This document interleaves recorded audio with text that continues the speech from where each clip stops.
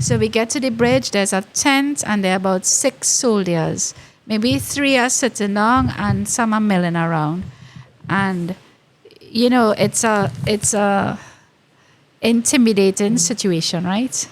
Feeling.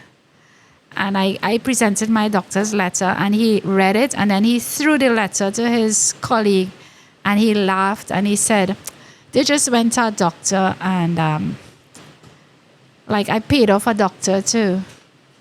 And I said to him, do you think I would make up a story like this? And I looked at him and I thought, doesn't this man have a mother or a sister or a wife? And he says, we can't let you cross. So Kimberly and I, we have a podcast called Life, Love, and Trinidad. And what we do is we just capture our experience as parents, as citizens of Trinidad and Tobago. Our podcast is where you have an audio-only version of a discussion. So right now, we're recording here, Liba. Liba is my sister, for you, dear listener. And you there's something, an experience you went through in 2020. And when you shared it with me, I thought it was something that one day I would like to have a conversation and record it with you. So you're asking the question in terms of who would this podcast be available to? We have a YouTube channel. This podcast is something that we could share, and it is, if you have a cell phone, for instance, and you have a podcast player, somebody could pull up who is subscribed to it.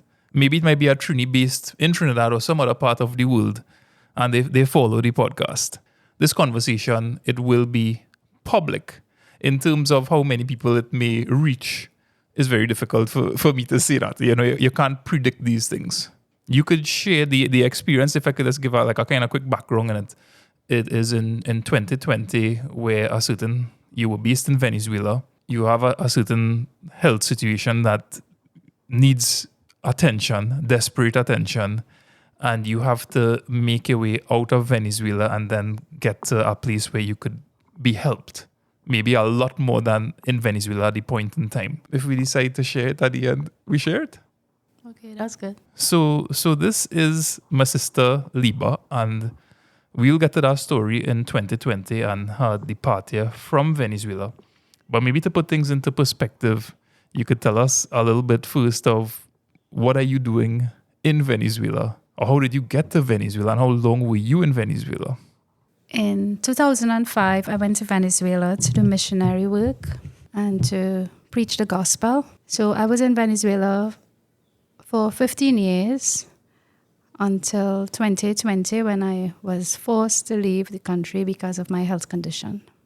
I had this suspicion that something just wasn't right with me, and I saw a doctor in January of 2020. I had seen that doctor earlier in 2019, 6 months before, and she assured me when she saw me in 2020 that everything was fine and that I couldn't repeat a mammogram until the year had come by. A year had passed. So I went off to my field of labor, which is in the western side of Venezuela, a place, a province called San Cristobal. Or Táchira. San Cristobal is the name of the city. So in the state of Táchira. And we had a little apartment where we lived, my fellow worker and I. And so in March, well, of course, everything came to a lockdown.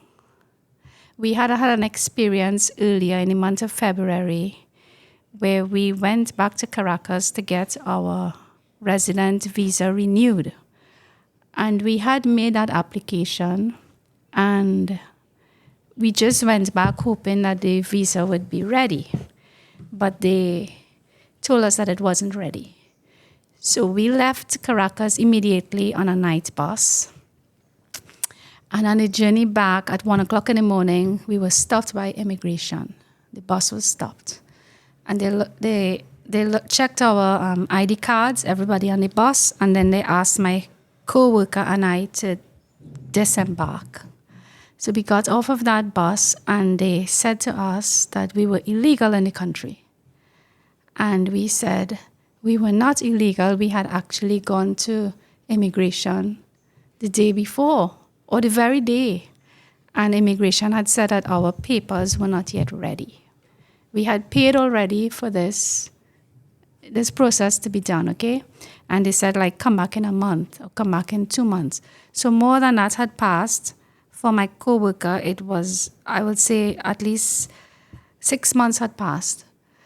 So the immigration police, he said to us that you have no proof that you were there today because the paper wasn't stamped. And I said to him, well, you know how your colleagues work. And they just handed us back our papers. And he said to us, we will have to take your passports away from you. And I said to him, you can't take our passports. And we were in the middle of nowhere, really. And I said to him, I need to call our friend. And he said, who's your friend? It was 1 o'clock in the morning. So I explained who our friend was. And he allowed us to call our friend. And I said to him, we have a problem. They want to take away our passports. And he said, let me speak to them. So this friend, actually, he worked in the Air Force. And, you know, they kept us there for an hour. And then I don't know how that bus driver didn't drive off and leave us. Because this is in the, people are aware now of COVID. And they were waiting there for an hour, and he stayed, and all those passengers didn't complain. And my phone was going to, discharge. And I said to him, I need to plug this in, please. And he let me do it because I was going to call our friend again. Because they must have been negotiating inside with our passports. And I was really surprised that they would even allow us, to make a phone call, to recharge my phone. And then they brought back the passports and they said, go ahead.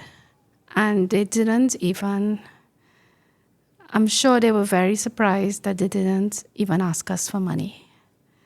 And we went back into that bus. And so once we got to San Cristobal, we knew we cannot risk being on the road because this could happen again. And if they take our passports, I asked them, what are you going to do with our passports? And he said, we're going to send it to Caracas, to immigration in Caracas. And I said, if you keep our passports, you're going to have to keep us too.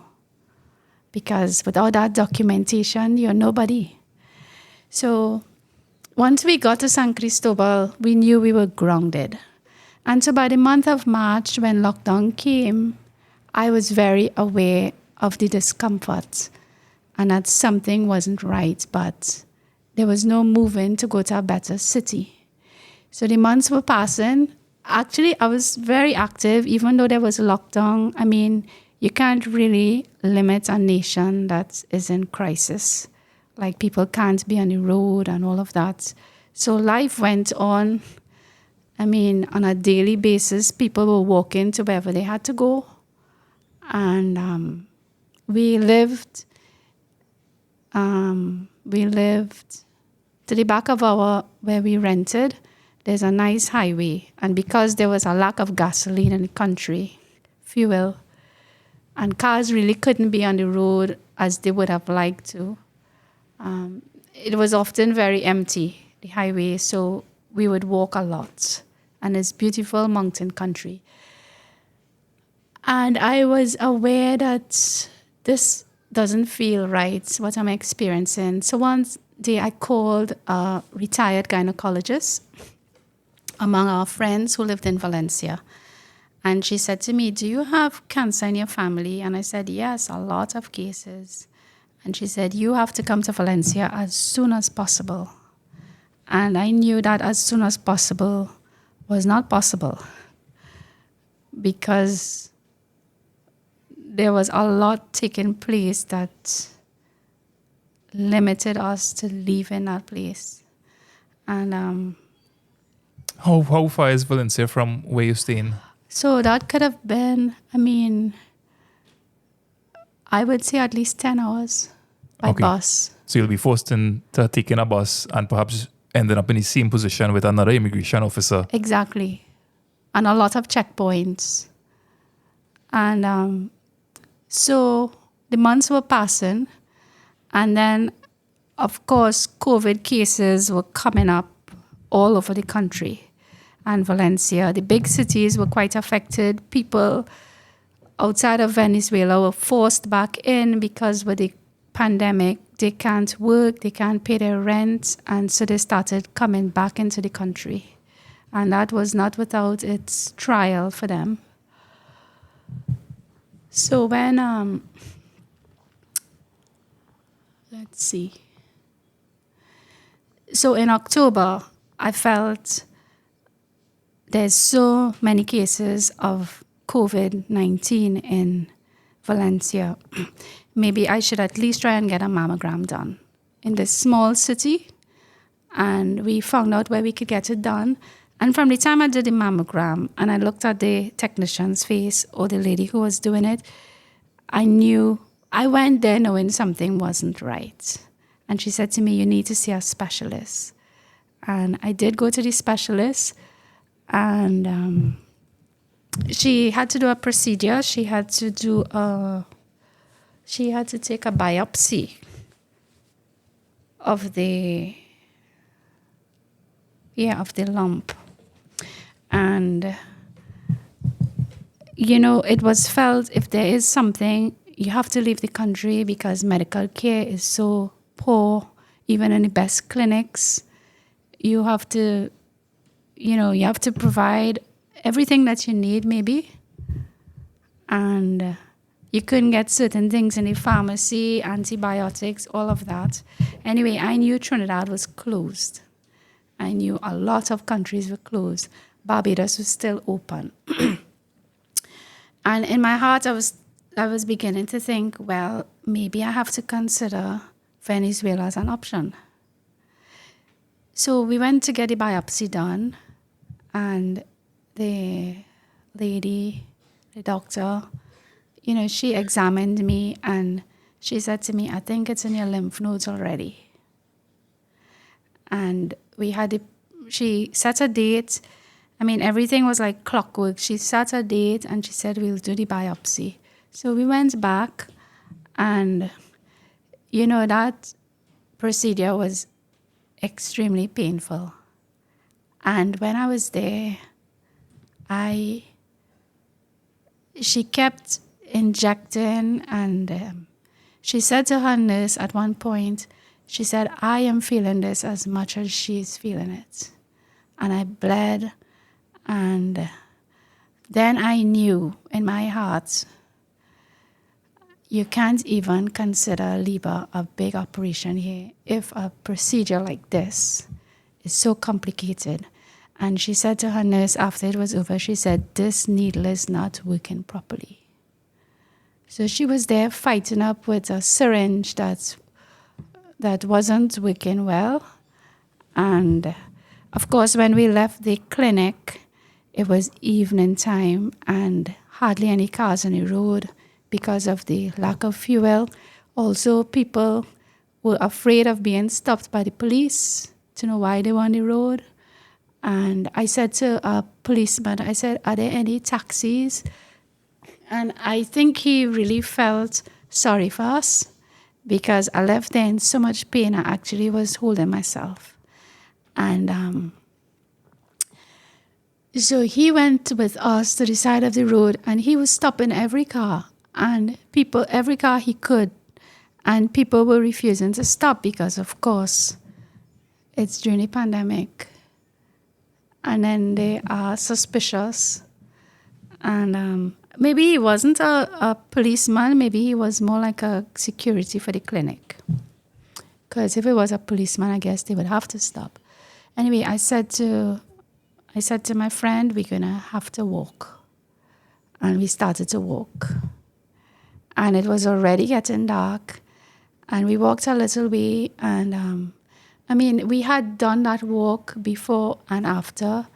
And it would be more than an hour walking. And then she saw a car coming and she stopped the man and said that, and actually, we were given this sample. It's not like the clinic took care of the sample, We were given this sample that we had to take to a lab in a bigger hospital the following day. So the man kindly took us home, and I said to my coworker, I can't go to that hospital tomorrow. And I was sorry she had to go alone because it's a situation where you're better accompanied. But I didn't have the strength to go with her.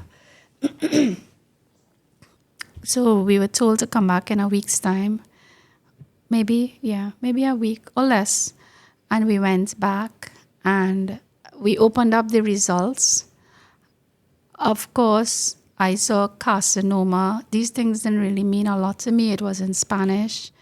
And I called our doctor friend in Valencia and I read the results to her.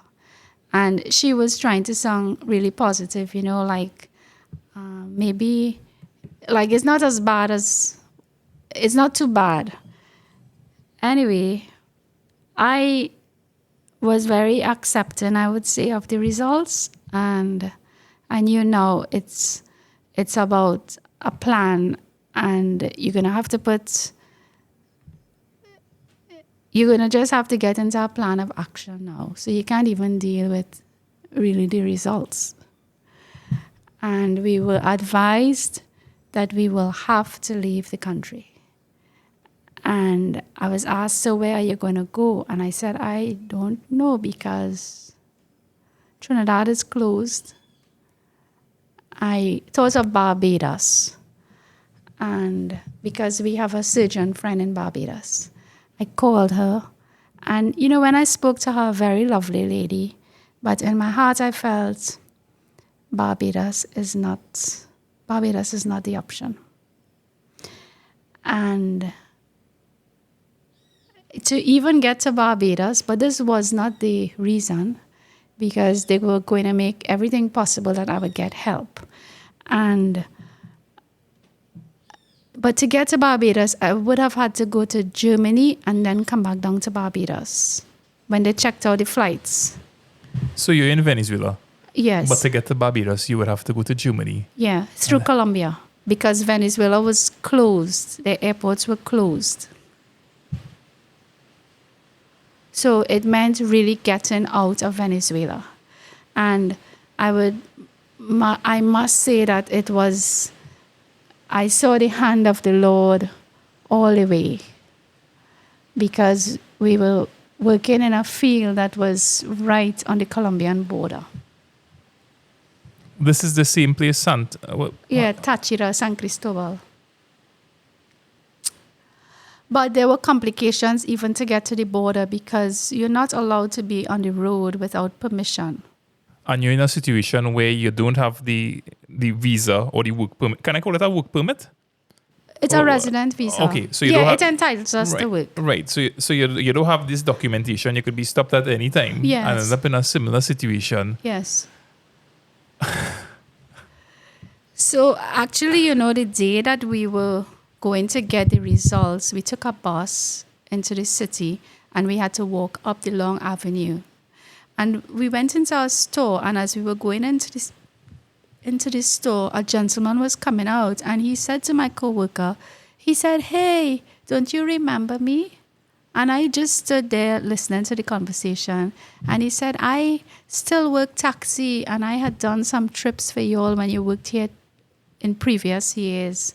And in my heart, I felt, this is the man to take us to the border. We need somebody trusted, because even to say to go to a taxi line, we have no clue who we could really trust. So this man's name is Franklin. And Franklin, said to Yvonne, I even go to Colombia. So they exchanged numbers again, and we went up, we got the results, etc. So at least in my mind, I was thinking, that's one thing in place. We have a trusted person to take us to the border. And it was now get to the border as soon as you can get to the border. And Franklin came for us one Sunday morning. So it was my co-worker and another missionary, an elderly gentleman, 80 years old. And he was going back, or his home visit to Ireland was put on hold because of the pandemic.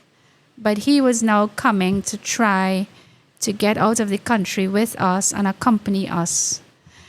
Well, we went to the barracks to see if we can get a special permission to be on the road. And Franklin came out of the car and he went to the gate. You're going to get a special permit because you don't have the resident visa? No, the special permit is for anybody who is on the road, like traveling on the road. During COVID? Okay. So even a citizen of Venezuela, they want to make a trip that's 2 hours long, they have to go and get this permit to be on the road? Yes. Oh. Now, remember where you're reaching this story, right? I have a question for you. Because I know you're a very law-abiding citizen, and I'm thinking about Trinidad borders being closed, but Trinidad is home for you. So you ever felt at any point in time, given the urgency of your need for healthcare, you ever start wondering, hey, how can I make it back into Trinidad although the border is closed? No, because that would have been an impossible feat. Because to get back to Trinidad, even by boat, we would have to cross the whole country of Venezuela. We were on the western side of Venezuela, quite inland, not even like to the west, near to the coast. Okay. So that journey would just be way too long. That would have been like more than 36 hours to get to the east coast of Venezuela. 36 hours? At least. Okay, so that will makes it feasible in terms of, hey, Barbados is an option because their borders are still open, but Colombia is the only avenue I have. Yes. Okay, great. Colombia is our only option to get out of the country. All right, so sorry, go ahead. Actually, it was just like 2 hours to the border. So at the gate of the battalion or the barracks, there was a general standing. And that also is another... It's like a mystery to me that a general will be standing at the gates when usually cadets will be there. This is not at the border crossing. This is at the place where you will get the permission to be on the road. Yes. Okay. So you meet a general. Yeah. And Franklin came back to the car and the man assured Franklin, he said, these people are foreigners and they would be allowed to cross the bridge on humanitarian grounds. He said the Red Cross... Well, when I started to hear, these international organizations being present on the bridge, it gave me some hope. Because really, the bridge was closed, okay? For political and maybe the situation with COVID, the bridge that allows people to walk across from Venezuela into Colombia and vice versa, it was officially closed. But there are cases on humanitarian grounds that you will be allowed to cross the bridge. And I had been given a letter from my doctor stating this lady needs urgent help and please accommodate her. So I had that at least. And so the general, he said his name is Olivo. He said, you just call my name, General Olivo. So Franklin came for us. So that gave us a little more confidence. Anyway, on Saturday night, I still didn't know if I got into Colombia, what next? because Barbados was not an option.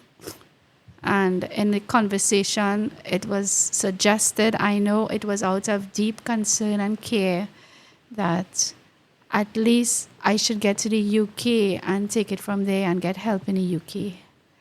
And I also felt in my heart that's generous, but this is not an option.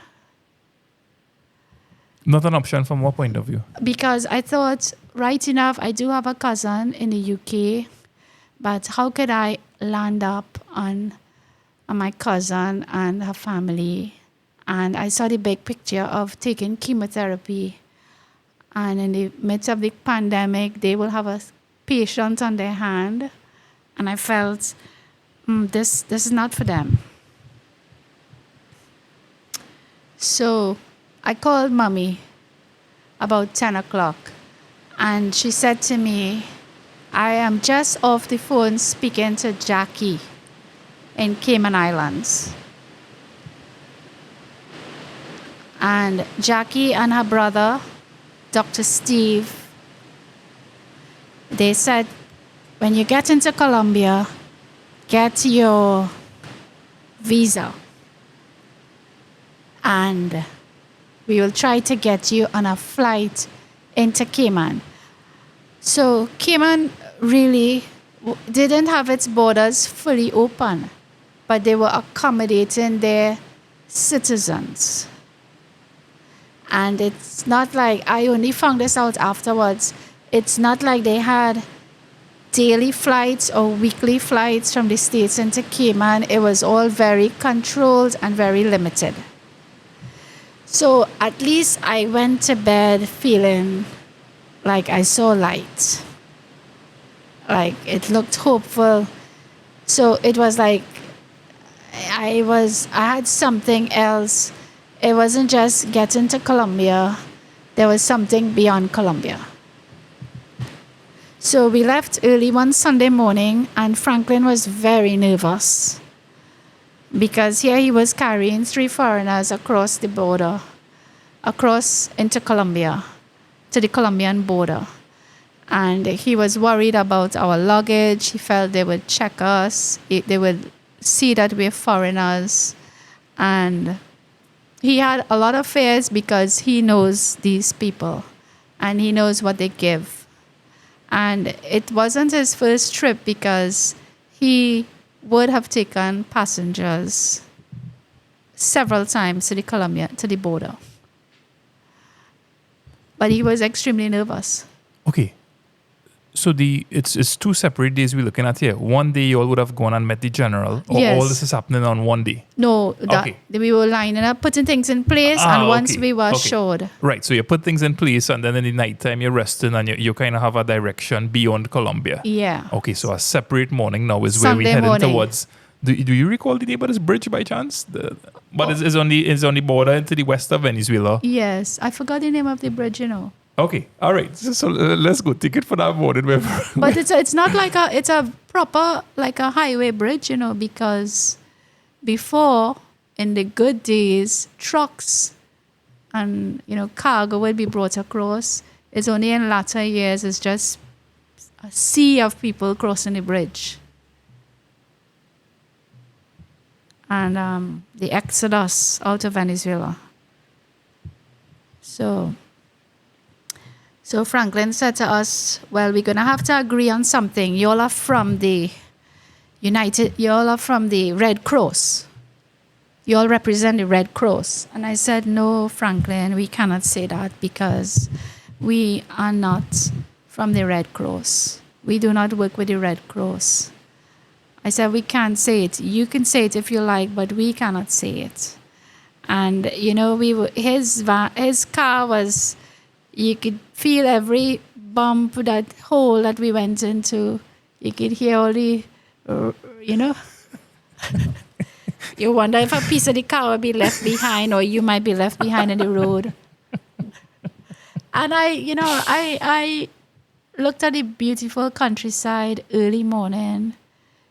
People, almost no cars on the road. The occasional person just standing at the roadside sipping coffee, a dog. And I really didn't have any fears. I did not feel fear. I felt a lot of peace. And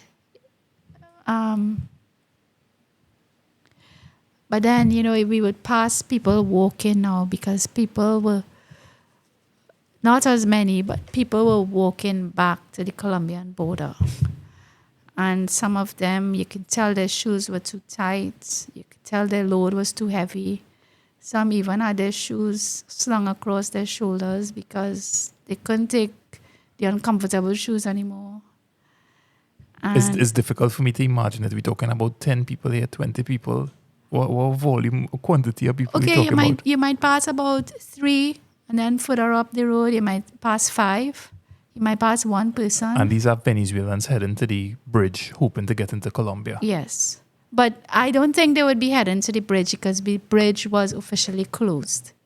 So they would have been heading to the green paths, as they call them. Okay, the green paths. Yeah, where they will cross the river. Okay.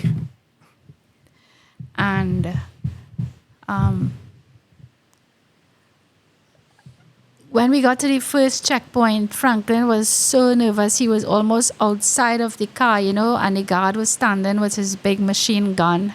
We had to put down all the windows. And before Franklin could even reach there, he was already saying, "General Olivo." He was calling out the name of the general. And they just waved us on. This is at the checkpoint by the bridge? No, this is on the way. Before. On the Okay. way. Okay. Yeah, we had about 5 checkpoints. And they never searched us. And then the last one, he said, this is the worst one. And right enough, I felt like if I was like in the Sound of Music, where the guards are closing in on you. And there were people who had walked and reached that far, and they were sitting on the roadside because they were stopped. And they said, and a female guard was there, and she had a gun, and she was shouting at them, and she was saying, nobody gets up. Nobody moves any further than this. And it's a case of, this is a setup for extortion, because you've come so far walking, and you would only be able to proceed. This is what I imagine, right, Lyndon? You'll only be able to proceed. You choose now. Do you go back, or do you pay $50 US, $100 US to keep walking? And this could happen to you at each checkpoint you meet? It could. And the last one is where people were actually, a lot of people, I think at least 50 people were sitting. Hello, Kimberly. So we paused a little bit in the background here. My wonderful wife, Kimberly, is at home for lunch. Liba is using the opportunity to sip some tea. And I am hearing this, we are hearing the story of Liba's journey from Venezuela into Colombia, and she's describing these different checkpoints that you'll meet along the way. And she is using her imagination. She's imagining that at each checkpoint, because you have people walking towards the border, right, that they may meet an officer of the army. And the officer may say, well, if you want to keep walking, paisa. Right? But that's her imagination that she's using, that these things will happen. But this is something that you're legally allowed to do? What's that? Just walk through? No.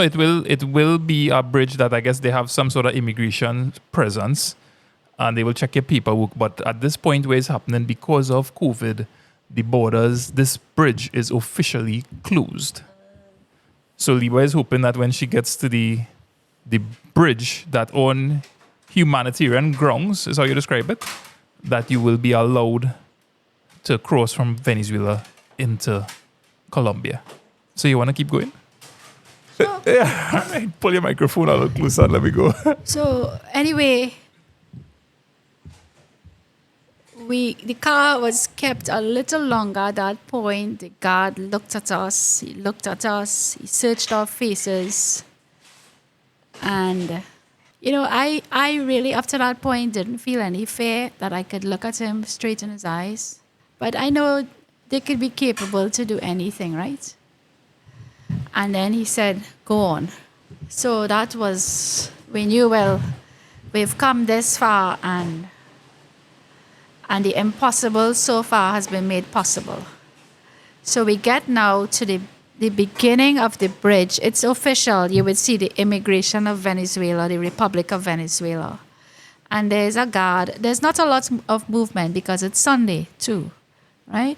And there is a guard waiting at a desk. So I go up to the desk, and the others are with me, and I present my papers, my doctor's letter, and the lady gets up and she goes in and she calls somebody higher than herself. So this gentleman came and he said to us, he said, I will soon be retiring from the army. I would let you go further on, but I don't know what my colleagues along the bridge will do. He said, but there is another way you can go. And of course, Franklin jumped at that and he said, I have been telling them this all the time from the very start. Let us go through the back. Let us go through the green paths. But he said, they are Christian people and they want to do things right. So we proceed further on. And so we get to the bridge, there's a tent, and there are about 6 soldiers. Maybe 3 are sitting down and some are milling around. And, it's a intimidating situation, right? Feeling. And I presented my doctor's letter, and he read it, and then he threw the letter to his colleague, and he laughed, and he said, they just went to a doctor, and I paid off a doctor too. And I said to him, do you think I would make up a story like this? And I looked at him and I thought, doesn't this man have a mother or a sister or a wife? And he says, we can't let you cross. He said, why didn't you come another day? Why did you come on Sunday? And making us feel that another day we had a better chance. So you realize it's not a case even of negotiating with these people, like explaining anything. Although I did say to him, I said, this is an emergency. And he laughed and he said, well, if it's such an emergency, why don't you get help in Venezuela? And you realize, okay, this is a no-win situation here with these men. Is there any indication from him that he is hoping for a bribe? Oh, yes. Because you see them, they got up and they started whispering to each other. And then they came back and they said, who speaks the best Spanish among you? And I said, we all speak the same. But I personally felt I didn't have the strength to face any more men in uniforms. And I asked Yvonne, can you please go with them? So they actually took her further along the bridge. And the soldiers there said, you can get across if you pay 200 each, 200 US. And she came back and Franklin was really upset. And Franklin said, no, no, no. And then Franklin even went with her. And then he came back. I was just sitting there with our elderly brother. And then Franklin said, let's go. And so Franklin, he's going to now put his plan into action. And we left that bridge. And we were now like in territory that I would say that is controlled by the local mafia. Because everybody, it's a survival game, right? And everybody wants to see how they can make money. So these local people have now begun to control the borders, right? The green parts. And you don't just decide, okay, you're going to walk down a track and walk across the river and you're going to get to the other side. So they now operate as a kind of informal army among themselves. I mean, we were even stopped at one point going through this back area, not a nice kind of ghetto feeling. And they were drinking and smoking. It just felt dark. The atmosphere didn't feel right. And they even stopped and checked. I mean, that was the first time our luggage was even checked. And these are not guards, right? These are they not armed? Yes, they are armed They armed? also. Yes. Not representatives of the army or anything? No. And then they just kind of do a little makeshift, a sham. And they tell us, go ahead. So it's like, this is reminding you, we are controlling this area. You are in our territory now. So Franklin stops and he stops and he takes us. He says, wait in the car. And he went to speak to the man who maybe is in charge now of taking you across the river. And how far are you all from this official bridge that you would have reached? I would say we were just about 15 minutes drive. Okay. Yeah. So quick question. We could continue this discussion. You want to pause a little bit and then in the second pause part. so you could have some time with Kimberly. Yeah? Yeah, of course. But if you're comfortable going on, we could just go on straight. Yeah? All right. So what we'll do is we will continue this discussion shortly.